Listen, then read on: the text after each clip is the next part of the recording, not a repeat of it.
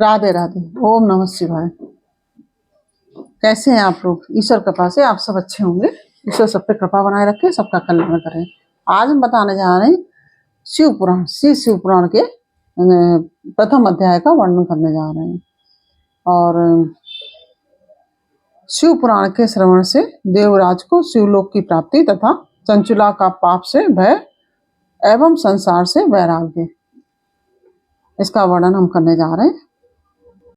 ओम नमः शिवाय, ओम नमः शिवाय, हर हर बोले नमः शिवाय, नमः शिवाय, ओम नमः शिवाय, नमः शिवाय, ओम नमः शिवाय। हरि हर महादेव शंभो, काशी विश्वनाथ गंगे। हरि हर महादेव शंभो, काशी विश्वनाथ संगे। काशी विश्वनाथ संगे, बाबा अमरनाथ गंगे। हरि हर महादेव शंभो, काशी विश्वनाथ गंगे। हर हर महादेव शंभो, काशी विश्वनाथ गंगे। ओम नमः शिवाय। श्री सोने जी ने कहा कि महाभाग सूत जी, आप धन्य हैं, परमार्थ तत्व के ज्ञाता हैं। आपने कृपा करके हम लोगों को यह बड़ी अद्भुत एवं दिव्य कथा सुनाई है। भूतल पर इस कथा के समान कल्याण का सर्वश्रेष्ठ साधन दूसरा कोई नहीं है। यह बात हमने आज आपकी कृपा से निश्चय पूर्वक समझ ली है। सूत जी, कलयुग में इस कथा के द्वारा कौन कौन से पापी शुद्ध होते हैं, उन्हें कृपा पूर्वक बतलाइए, उन्हें कृपा पूर्वक बताइए और इस जगत को कृतार्थ कीजिए। सूत जी बोले कि मुने, जो मनुष्य पापी, दुराचारी, खल तथा काम क्रोध आदि में निरंतर डूबे रहने वाले हैं, वे भी इस पुराण के श्रवण पाठन से अवश्य शुद्ध हो जाते हैं। इसी विषय में जानकार मुनि इस प्राचीन इतिहास का उदाहरण दिया करते हैं, जिसके श्रवण मात्र से पापों का पूर्णतया नाश हो जाता है। पहले की बात है कि कहीं किरातों के नगर में एक ब्राह्मण रहता था, जो ज्ञान में अत्यंत दुर्बल, दरिद्र, रस बेचने वाला तथा वैदिक धर्म से विमुख था। वह स्नान, संध्या आदि कर्मों से भ्रष्ट हो गया था और वैश्यवृत्ति में तत्पर रहता था। उसका नाम था देवराज। वह अपने ऊपर विश्वास करने वाले लोगों को ठगा करता था।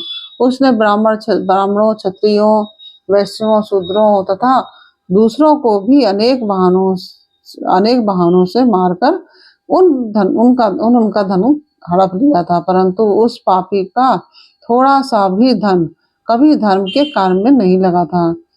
वह वैश्यगामी तथा सब प्रकार से आचार भ्रष्ट था। एक दिन घामता वह देवयोग से प्रतिष्ठानपुर यानी कि जो कि झूसी प्रयाग में था, जा पहुंचा और वहां पर उसने एक शिवालय देखा, जहां बहुत से साधु महात्मा एकत्र हुए थे। देवराज उस शिवालय में ठहर गया, किंतु वहां उस ब्राह्मण को ज्वर आ गया। उस ज्वर से उसको बड़ी पीड़ा होने लगी। वहां एक ब्राह्मण देवता शिव पुराण की कथा सुना रहे थे। ज्वर में पड़ा हुआ देवराज ब्राह्मण मुखार बिंदु से निकली हुई उस शिव कथा को निरंतर सुनता रहा। एक महीने के बाद वह ज्वर से अत्यंत पीड़ित होकर चल बसा, यानी कि मृत्यु को प्राप्त हो गया। यमराज के दूत आए और उसे पासों से बांधकर बलपूर्वक यमपुरी में ले गए। इतने में ही शिवलोक से भगवान शिव के पार्षदगण आ गए। उनके गौर अंग कपूर के समान उज्जवल थे, हाथ त्रिशूल से सुशोभित हो रहे थे और उनके संपूर्ण अंग भस्म से उद्भासित थे और रुद्राक्ष की मालाएं उनके शरीर की शोभा बढ़ा रही थी। वे सबके सब क्रोध पूर्वक यमपुरी में गए और यमराज के दूतों को मारपीट कर बारंबार धमकाकर उन्होंने देवराज को उनके चंगुल से छुड़ा लिया और अत्यंत अद्भुत विमान पर बिठाकर जब वे कैलाश शिवदूत जो थे वो कैलाश जाने को उद्यत हुए तो उस समय यमपुरी में बड़ा भारी कोलाहल मचा था। बड़ा भारी कोलाहल मच गया। उस कोलाहल को सुनकर धर्मराज अपने भवन से बाहर आए और साक्षात दूसरे रुद्रों के समान प्रतीत होने वाले उन चारों दूतों को देखकर धर्मज्ञ धर्मराज ने उनका विधि पूर्वक पूजन किया और ज्ञान दृष्टि से देखकर सारा वृतांत जान लिया। उन्होंने भय के कारण भगवान शिव के उन महात्मा दूतों से कोई बात नहीं पूछी, उल्टे सब उनकी पूजा एवं उल्टे उन सबकी पूजा और प्रार्थना की उन सबसे। तत्पश्चात वे शिवदूत कैलाश को चले गए और वहां पहुंचकर उन्होंने उस ब्राह्मण को दया सागर सांब शिव के हाथों में दे दिया। सौनक जी ने कहा कि महाभाग सूत जी, आप सर्वज्ञ हैं महामते, आपके कृपा प्रसाद से मैं बारंबार कृतार्थ हुआ। इस इतिहास को सुनकर मेरा मन अत्यंत आनंद में निमग्न हो रहा है। अतः अब भगवान शिव में प्रेम बढ़ाने वाली शिव संबंधनी दूसरी कथा को कहिए। सूत जी बोले कि सौनक, सुनो, मैं तुम्हारे सामने गोपनीय कथा वस्तु का भी वर्णन करूंगा, क्योंकि तुम शिव भक्तों में अग्रगण तथा वेद वेत्ताओं में श्रेष्ठ हो। समुद्र के निकटवर्ती प्रदेश में एक वास्कल नाम का ग्राम है। वहां पे वैदिक धर्म से विमुख महापापी द्विज निवास करते हैं। वे सब के सब बड़े दुष्ट हैं। उनका मन दूषित विषय भोगों में ही लगा रहता है। वे ना देवताओं पर विश्वास करते हैं और ना भाग्य पर। वे सभी कुटिल वृत्ति वाले हैं। किसानी करते और भांति भांति के घातक अस्त्र शस्त्र रखते हैं। वे व्यभिचारी और खल हैं। ज्ञान वैराग्य तथा सद्धर्म का सेवन ही मनुष्य के लिए परम पुरुषार्थ है। इस बात को वे बिल्कुल नहीं जानते। वे सभी पशु बुद्धि वाले हैं। जहाँ के द्विज ऐसे हो वहाँ के अन्य वर्णों के विषय में क्या कहा जाए। और अन्य वर्णों के लोग भी उन्हीं की भांति कुत्सित विचार रखने वाले स्वधर्म विमुख एवं खल हैं। वे सदा कुकर्म में लगे रहते हैं और नित्य विषय भोगों में ही डूबे रहते हैं। वहाँ की सब स्त्रियां भी कुटिल स्वभाव की, स्वेच्छाचारिणी, पापासक्त, कुत्सित विचार वाली और व्यभिचारिणी हैं। सद्व्यवहार तथा सदाचार से सर्वदा शून्य है। इस प्रकार वहाँ दुष्टों का ही निवास है। उस वास्कल नामक ग्राम में किसी समय एक बिंदु नामक ब्राह्मण रहता था। वह बड़ा अधम था, दुरात्मा और महापापी था। यद्यपि उसकी स्त्री बड़ी ही सुंदरी थी और वह तो भी वह कुमार पर ही चलता था। उसकी पत्नी का नाम चंचुला था। वह जो सदा उत्तम धर्म के पालन में लगी रहती थी। जो स्त्री थी उसकी, वह उत्तम धर्म का पालन करती थी, तो भी उसे छोड़कर वह दुष्ट ब्राह्मण वैश्यागामी हो गया। इस तरह कुकर्म में लगे हुए उस बिंदु के बहुत से वर्ष व्यतीत हो गए। उसकी स्त्री चंचुला नकाम से पीड़ित होने पर भी स्वधर्मनाश के भय से क्लेश सहकर भी दीर्घकाल तक धर्म से भ्रष्ट नहीं हुई, परंतु दुराचारी पति के आचरण से प्रभावित हो आगे चलकर वह स्त्री भी दुराचारणी हो गई। इस तरह दुराचार में डूबे हुए उन मूढ़ चित्त वाले पति पत्नी का बहुत सा समय व्यर्थ बीत गया।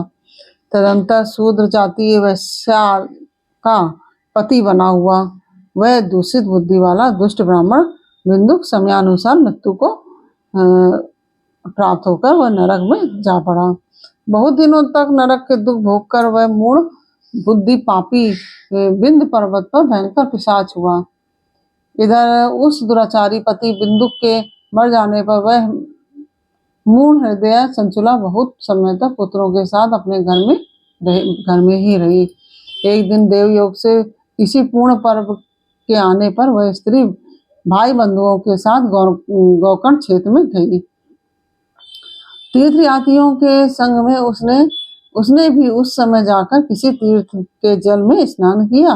फिर वह साधारणतया मेला देखने की दृष्टि से बंधुजनों के साथ यत्र तत्र घूमने लगी। घूमती फिरती किसी देव मंदिर में गई और वहां उसने एक देवज्ञ ब्राह्मण के मुख से भगवान शिव की परम पवित्र एवं मंगलकारिणी उत्तम पौराणिक कथा सुनी। कथावाचक ब्राह्मण कह रहे थे कि जो स्त्रियां पर पुरुष के साथ व्यभिचार करती हैं वे मरने के बाद जब यमलोक में जाती हैं तब यमराज के दूत उनकी योनि में तपे हुए लोहे का परिघ डालते हैं। पौराणिक ब्राह्मण के मुख से यह वैराग बढ़ाने वाली कथा सुनकर चंचला भय से व्याकुल होकर वहां पे कांपने लगी। जब कथा समाप्त हुई तो सुनने वाले सब लोग वहां से चले गए और तब वह भयभीत नारी एकांत में शिव पुराण की कथा बाँचने वाले उन ब्राह्मण देवता से बोली। चंचला ने कहा कि ब्राह्मण, मैं अपने धर्म को नहीं जानती थी, इसलिए मेरे द्वारा बड़ा दुराचार हुआ है। स्वामी, मेरे ऊपर अनुपम कृपा करके आप मेरा उद्धार कीजिए। आज आपके वैराग्य रस से ओतप्रोत इस प्रवचन को सुनकर मुझे बड़ा भय लग रहा है। मैं कांप उठी हूँ और मुझे इस संसार से वैराग्य हो गया है। मुझ मूढ़ चित्त वाली पापनी को धिक्कार है। मैं सर्वथा निंदा के योग्य हूँ, कुत्सित विषयों में फंसी हुई हूँ और अपने धर्म से विमुख हो गई हूँ। हाय, न जाने किस किस घोर कष्टदायक दुर्गति में मुझे पड़ना पड़ेगा और वहाँ कौन बुद्धिमान पुरुष कुमार्ग में मन लगाने वाली मुझ पापनी का साथ देगा। मृत्यु काल में उन भयंकर यमदूतों को मैं कैसे देखूंगी जब मैं बलपूर्वक मेरे गले में फंदे डालकर मुझे बांधेंगे जब वे बलपूर्वक मेरे गले में फंदे डाल के मुझे बांधेंगे तब मैं कैसे धीरज धारण कर सकूंगी। नरक में जब मेरे शरीर के टुकड़े टुकड़े किए जाएंगे उस समय विशेष दुख देने वाली उस महान यातना को मैं वहां कैसे सहूंगी। हाय, मैं मारी गई, मैं जल गई, मेरा हृदय विदीर्ण हो गया है और मैं सब प्रकार से नष्ट हो गई क्योंकि मैं हर तरह से पाप में पूरी तरह डूबी रही हूँ। ब्राह्मण, आप ही मेरे गुरु हैं, आप ही माता और आप ही पिता हैं। आपकी शरण में मैं आई हूँ। मुझ दिन अबला का आप ही उद्धार कीजिए। सूर्य जी कहते हैं, सौनक जी, इस प्रकार खेद और वैराग से युक्त हुई चंचला ब्राह्मण देवता के दोनों चरणों में गिर पड़ी और उन बुद्धिमान ब्राह्मण ने कृपा पूर्वक उसे उठाया और इस प्रकार से कहा। और इसके साथ ही यह अध्याय पूर्ण हुआ। यह अध्याय आपको कैसा लगा यह अवश्य हमें बताइए। अच्छा लगा हो तो वीडियो को लाइक से अवश्य कीजिए। कमेंट में राधे राधे अवश्य लिखिए, ओम नमः शिवाय अवश्य लिखिए, कुछ भी लिखिए। शिव, कृष्ण, विष्णु सब वही है। और इस तरह से ये कथा पूरी हुई। और यदि आपने हमारे चैनल को सब्सक्राइब नहीं किया तो प्लीज हमारे चैनल को सब्सक्राइब कर लीजिए और बेल आइकन बटन अवश्य दबा दीजिए जिससे कि हमारे आने वाले सारे वीडियोस आपको प्राप्त हो सकें। और कमेंट अवश्य कीजिए। आपसे मैं बार बार कह रही हूँ, कमेंट अवश्य कीजिए। अच्छा लगे तो भी कीजिए, नहीं अच्छा लगे तो भी कीजिए। और यह भी बताइए कमेंट में आप कहाँ से हमारा वीडियो सुन रहे हैं। फिर मिलते हैं आपसे अगले अध्याय के साथ अगले वीडियो में। तब तक के लिए ओम नमः शिवाय, राधे राधे।